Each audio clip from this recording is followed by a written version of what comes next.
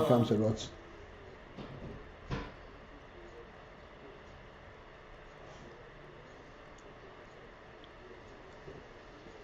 So, in these two stages that we've identified, there is one that is part and parcel of the Etzem itself,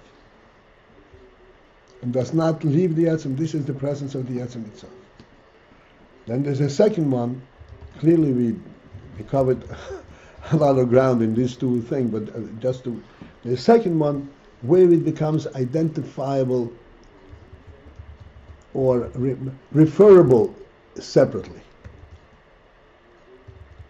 Not really identifiable because it's still totally dependent on the Etzem, but it's referable as a separate thing. The first stage is, this is the Etzem, that's what he is. That's what he is himself, because this is his intent. And then there's the Rotzen that effectuates it.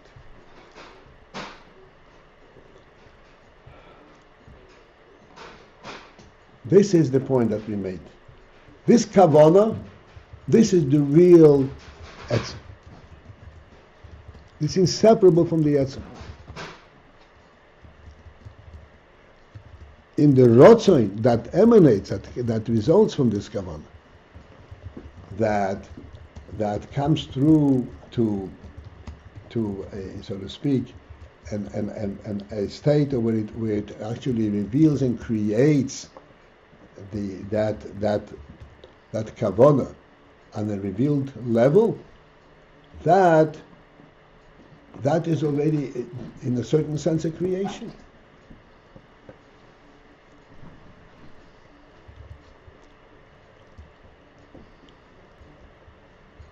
Let's put it in very simple terms.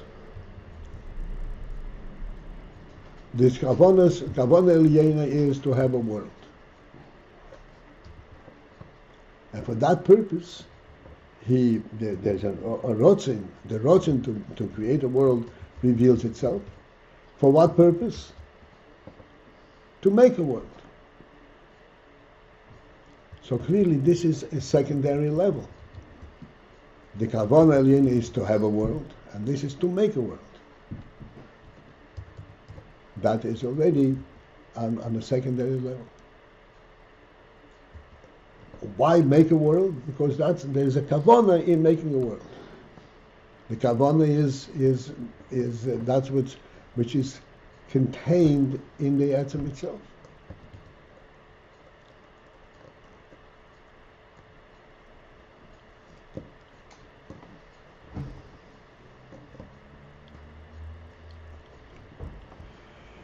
So, to bring it home a little bit more, on an experiential level,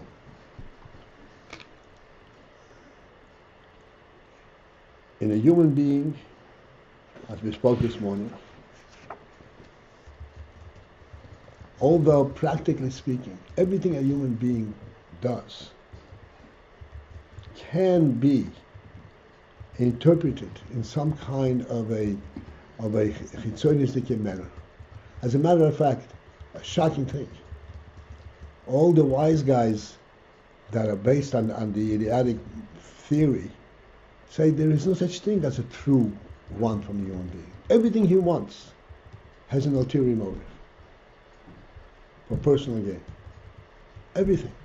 He loves his kids, not because he loves his kid, because he loves himself.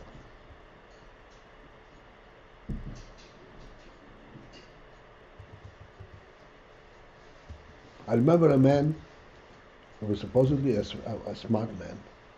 He studied, in the secular arena and all that. He had a Torah background, so we were discussing. He says, Abba, we have recently discovered that the mother's love for her child, which we kept to say, we thought that this is a sealed box. Mystery of life. We discovered that it's not, that it's plenty, that it's a selfish love.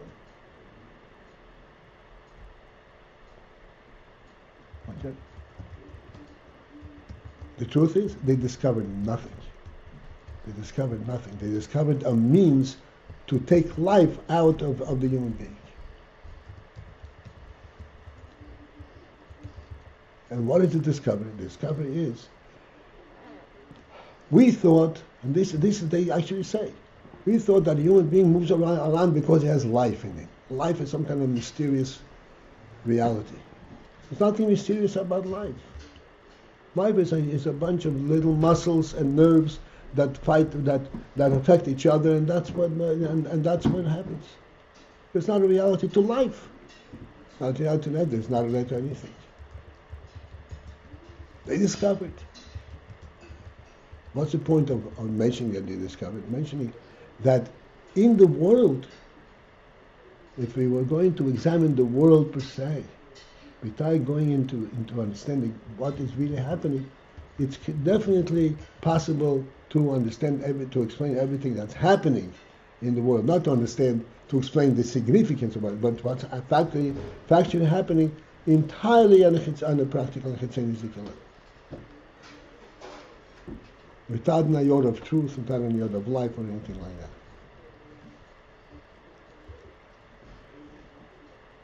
However,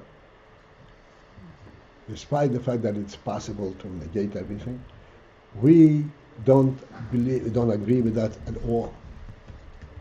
We say that there is in fact a very true phenomenon in a human being.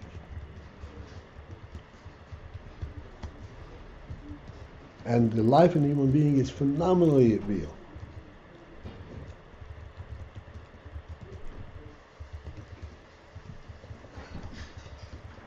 And in this life, in a human being, there are various levels. There is the first level where it turns out to be, he wants to do certain things. Like I said in the morning, the simplest thing, he wants to make money. This wanting to make money is not a real want in the human being. It is sourced in a deeper aspect of the human being. This is called the kavanah behind the rots.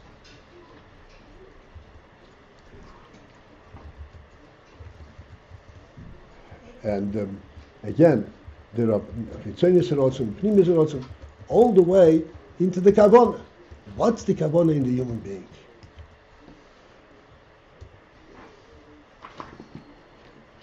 So I'm going to say it, and hopefully we'll be able to relate to it. The human being has an infinite sense of the value of life, not a finite, infinite.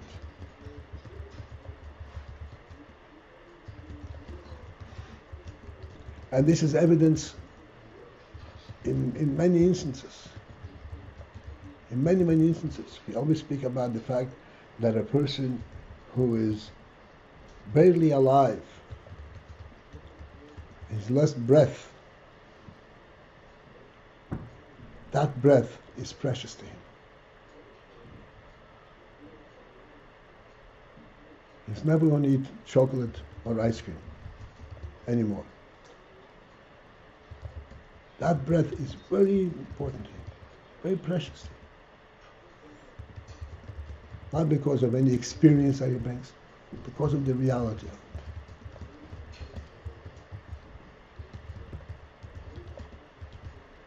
it. This is Pshat Kavanah. This is that which is representative of the truth of the human being himself. He is a true presence, like we said many times. He is a true presence because he is a true godly creation.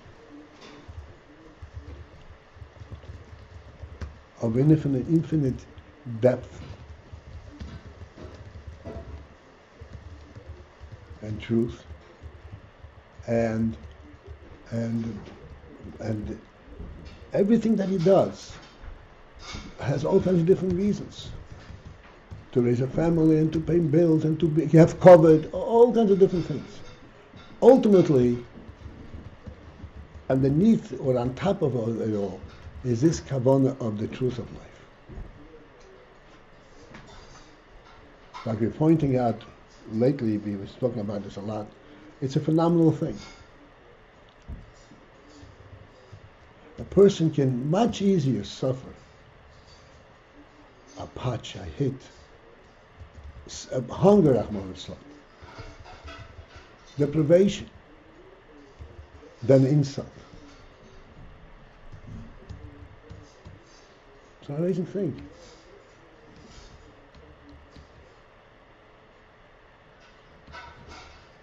In davening we say, in Avasoilu, in the bracha before Krishma.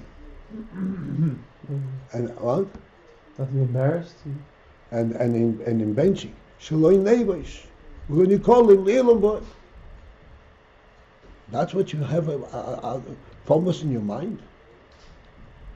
You just had to have the meal, and you know the next meal is already stashed away in the refrigerator. And what are you concerned about? Loi neighbors when you call him Loi. Everybody knows what that means? Should not be embarrassed. Should not be embarrassed. What's the one you call him? What? Desire. Nicola means embarrassed. And English means be ashamed, and in different categories. What is that? Huh? In this specific reference, is referring to of having to go to somebody to ask, or isn't it? It's That depends where. That depends where. In that benching, yes. In Krishna, no. In Krishna is a completely different reference. That we should always be aware of your presence, and we should learn your Torah. We should never be embarrassed. I'm sorry? Sugar? Oh yeah. Pardon me, gentlemen. Sorry, you don't have to get up, please. I don't have to get up. How are you going to get sugar? Getting up. I can do without it, please. No, it's okay. She was stopping because of the sugar. You gotta have your sugar.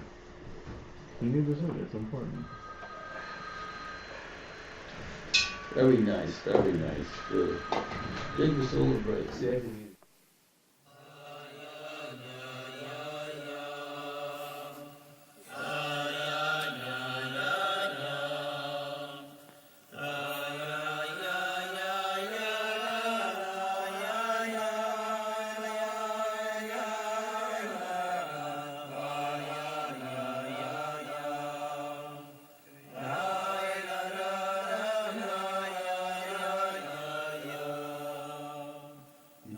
Further emanation, going more towards the practical.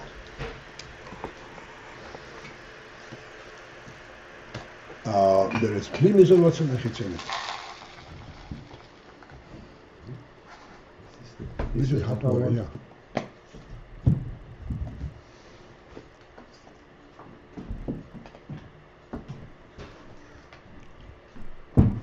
How do you do it? You pushing that button over here? What? Just pour, you Pour. good. Just pour it. Watch Just your pour it. finger. Oh, You okay. good. Yeah. Please don't put it on the plastic. It's hot. Okay. I need to I see what you're saying. Yeah.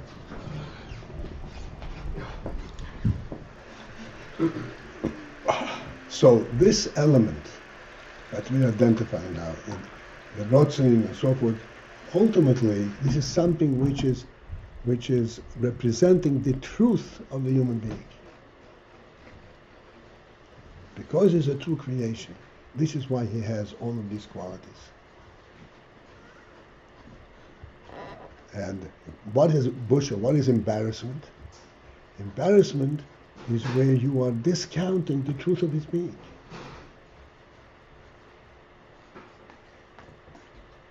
You're diminishing the truth of what he is. This is something which hurts him more than anything else.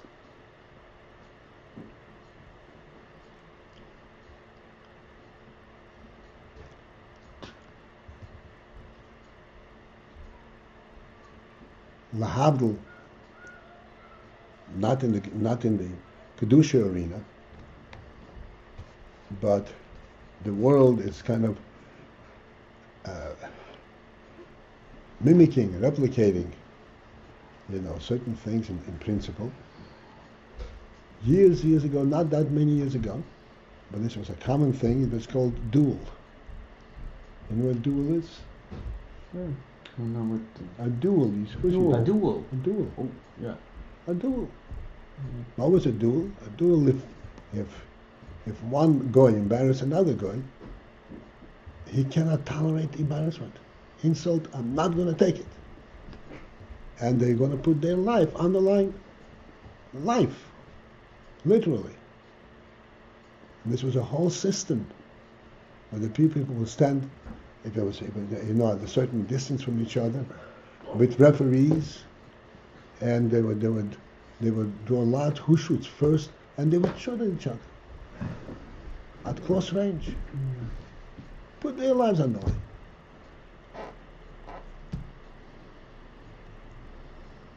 Clearly, this is a klipa that cannot be in a lower klipa. Because they were saying that their whole life consists in the fact that human beings respect me. Their life is a godly mission. But it shows that there is that this even touches, and that there is an element what's called the reality of the person himself. Let's not go too far in this. Baruch, you may unmute and just tell me that I answer your question.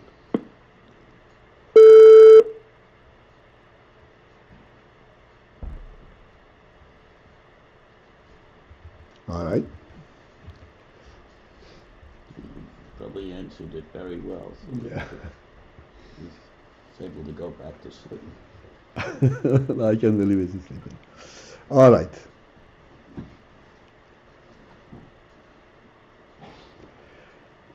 So therefore, this is what the Rabbi is explaining here.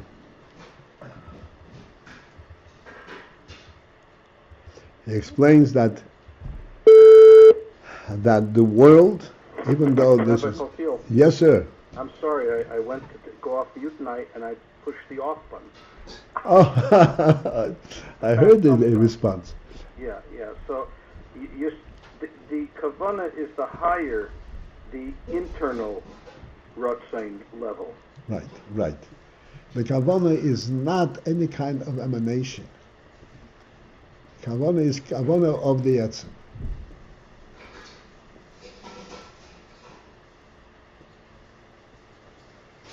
Rotzain is a further revelation of it and a further definition of it, closer to the enactment of the kavana.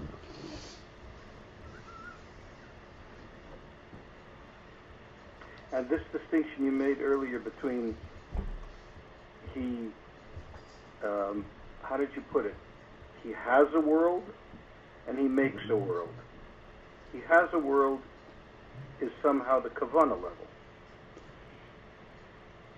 In the kavana, there's a kavana to have a world, and there's a rotzen to make a world.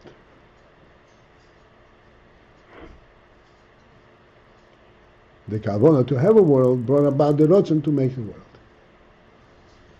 And this kavana to have a world is identical, inseparable from who he is altogether.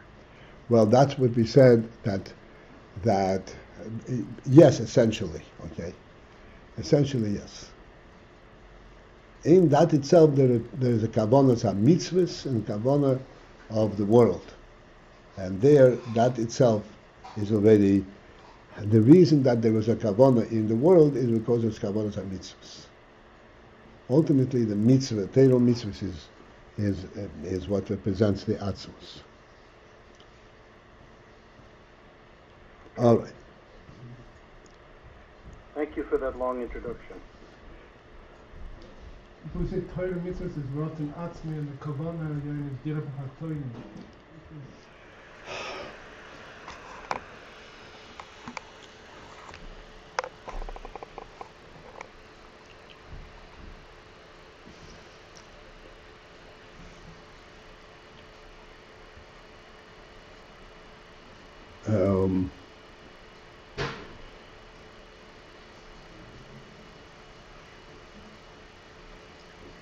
Can you just repeat there that itself. question? Can you just repeat that question? Bartholomew says that the Kavon Elyoina is Dira B'Tachtei. And what is Ratzon Atzmi? Torah mitzvah. Well, the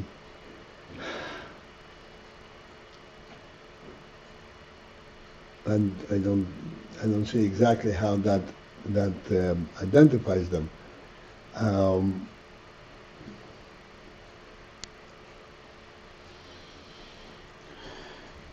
Okay, you know what? Let's leave it for the time being because we're going to go into semantics. I'll bring it up when we're ready for it. Just want that we understand when he says Rotzon Pnimi, Rotzon Chitzoni.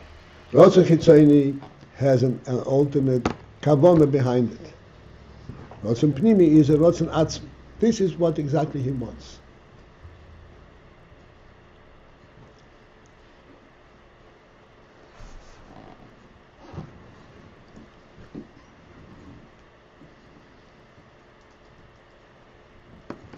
Okay. I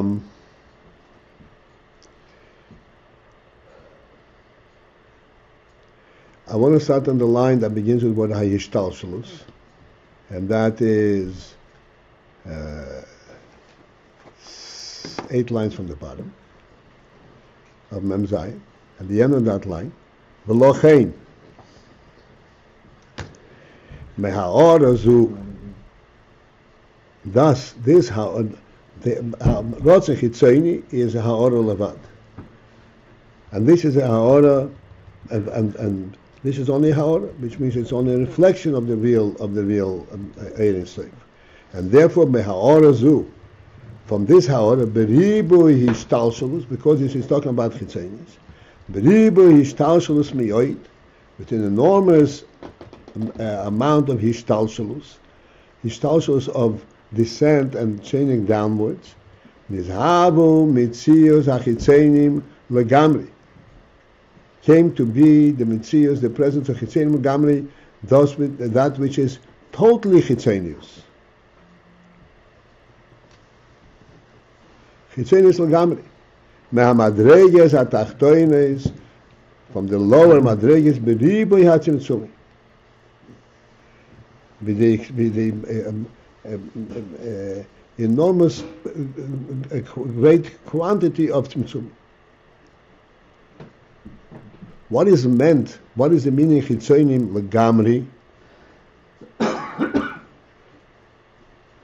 Chitzonim legamri means that they do not allude in their mitzvahs. They don't even allude to a pnimius, to a kavana, to an intent, to a meaning.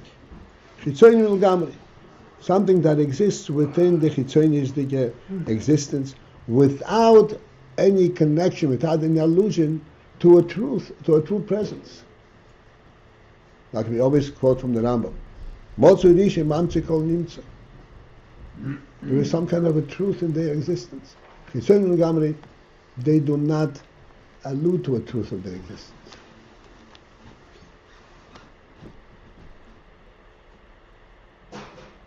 Just their immediate experience, this is what this is all about. It's meant chitzonim legamri. For example, what we now did is talked about the dual. The dual is chitzonim legamri. Now the whole mitzias is for your mitzias. There is not a purpose. He was ready to sacrifice everything to maintain his personal honor. Mm-hmm.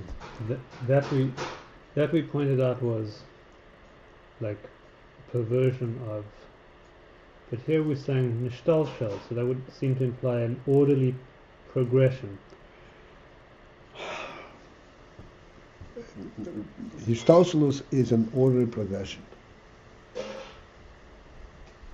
but as we pointed out the other day, within an orderly progression, there are moments of breakdown.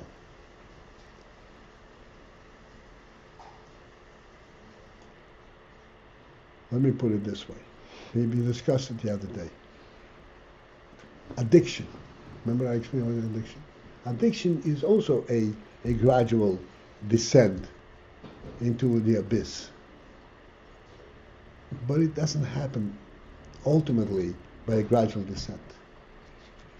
To fall into addiction, one has to intentionally fall into it. That would imply some kind of breaking, not nishtal. Break. That's right. This is a histalshelus until he comes to the point where he no longer is interested in maintaining a sense of life, and he just descends there. So, and is that all part of Seder Hishtalshelus, or is that a different process of some kind of shvira? No. Well, Seder Hishtalshelus can bring a person to that level. Yes, definitely it's a shvira. But the shvira does not occur from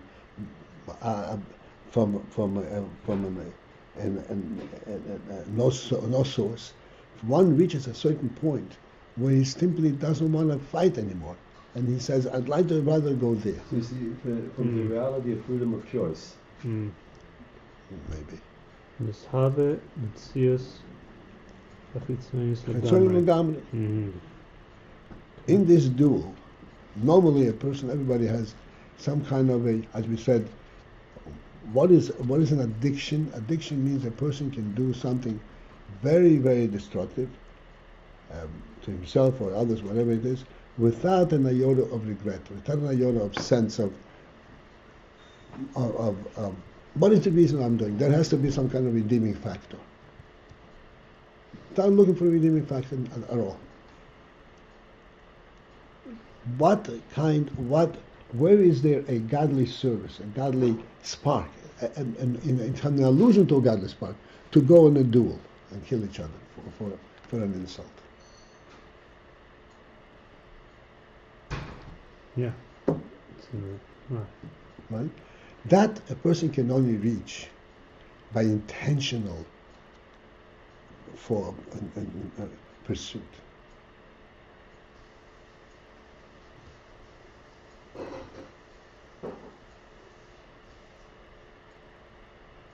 So it's not. It is sexual histalshelus. Generally speaking, in Seder Histalshelus, there is the histalshelus and then there's tzimtzum. Then histalshelus and tzimtzum. Tzimtzum, this is the moment of the fall. Okay. Sharei. Okay, let's get into this one. Sharei mitzias achitzoinim shenizhavu. Since that the presence of the chitzoinim that came to be, even though the chitzoinim legamri, hu gam came koyach eliki, that is also from a koyach eliki. But how can chitzoinim legamri come from koyach eliki? V'nimshach lahem chayus, and to them also there is supply of chayus. Chayus comes only from Elokus.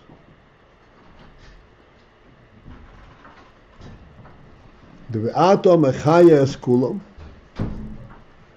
We say atom mechayas kulam. Atom mechayas kulam. In other words, all chayus comes from atom, from Lakus.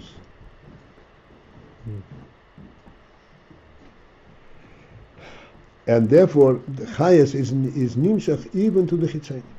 How can it be that to say the histalshelus should be nimshach chayas to chitzayin? So Rebbe explains, V'hainu, and that is lefi shezeh horag haor levad, being that this is mili. This is only haora of a lakus, al kain. Okay, we'll try to understand this line. Al kain. Therefore, beriboy hatzimtzumim, as a result of multiple tzimtzumim, they could come to be gam metzios hachitzoinim, even the metzios of the chitzoinim.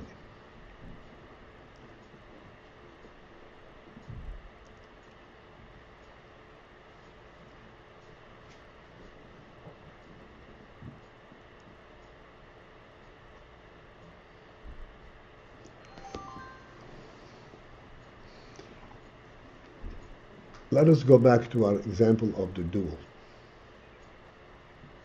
It's an interesting thing. It came up, so we can use that to explain it. Yeah, that really is.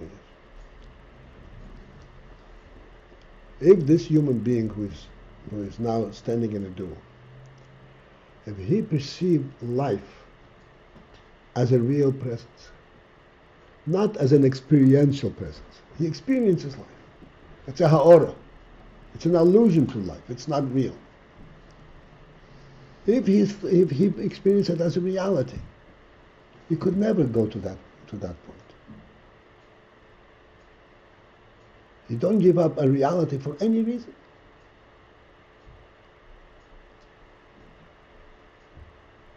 Because it's very important and it has a real allusion. He really thinks much of it, but it's only an ha'ora. Rabbi Paltiel? Yes. It's Yes, interesting, in light of what you're just saying, it's interesting that the way these duels are always presented is that the men are doing it, the women are trying to stop them because they realize it's ridiculous.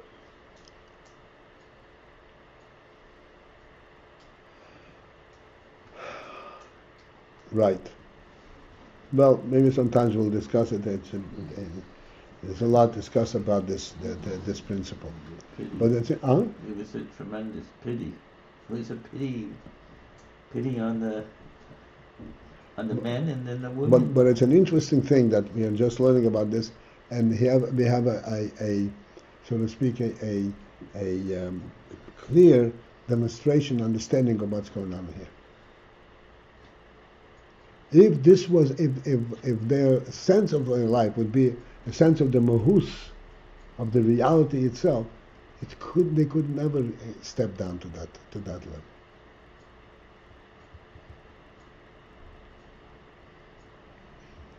Because this is only real on the experiential level, on the feeling rather than the reality. Therefore, it's possible to forego that feeling, to ignore it.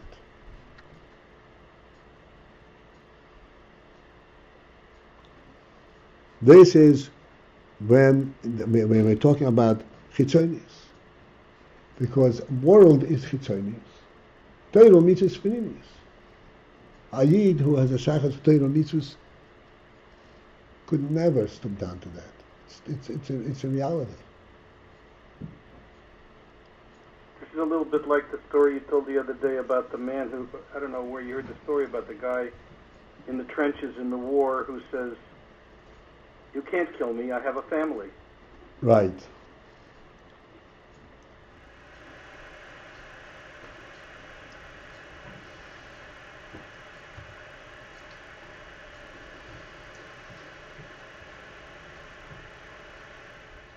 But being that is our, therefore, could be a mitzvah of chitzonim,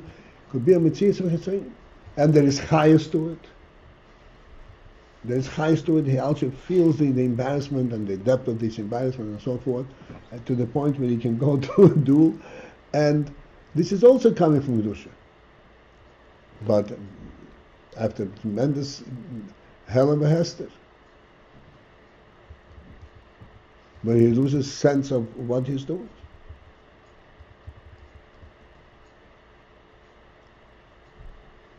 Okay? The sense of the value of what he's giving up.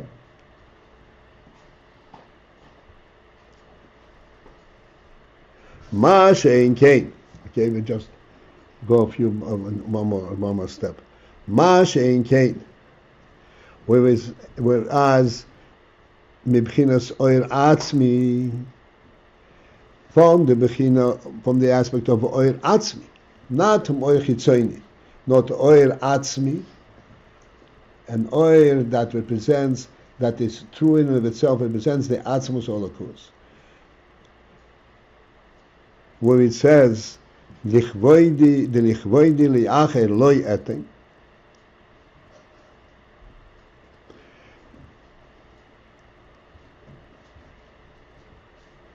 there's a posik I can't really quote the beginning of the pasuk,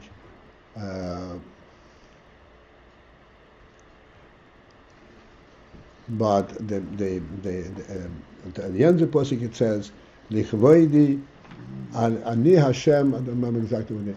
Ani Hashem, lichvoidi liacher lo yate. My covet, my honor, my covet, my truth, leacher, to someone else, lo yate, I will not bestow, I will not give.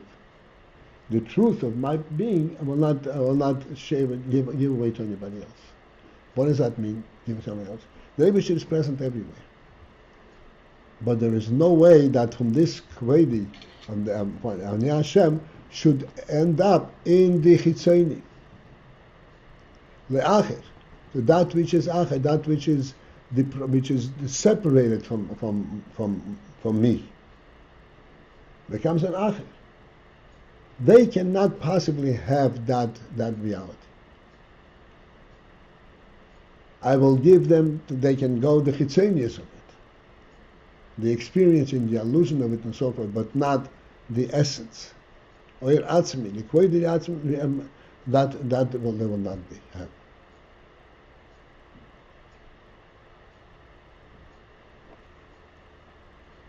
There, this is what's called the pnimis of the mahus.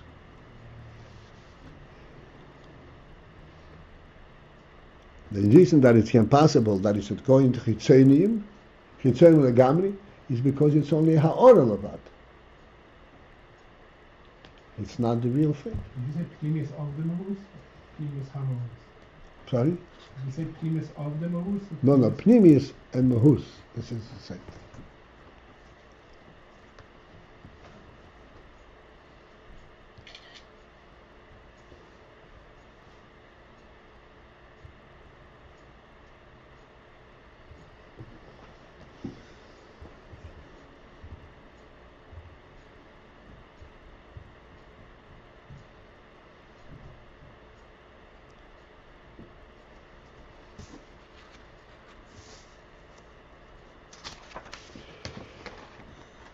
All right.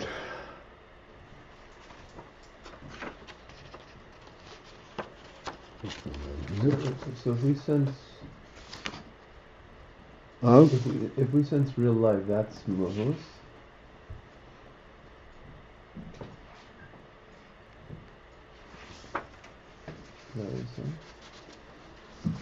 I'm afraid of you.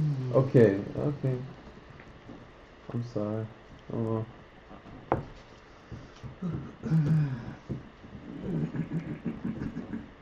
Just. Well, you said it, so. Yeah, I said it. Yeah. Try to understand what I'm saying.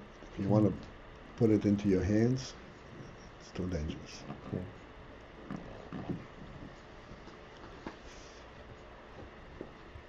All right. This is where we're going to take a break till tomorrow morning. Rabbi Paltiel, gute Nacht. Gute Nacht, good job. To remain on this call, press 1.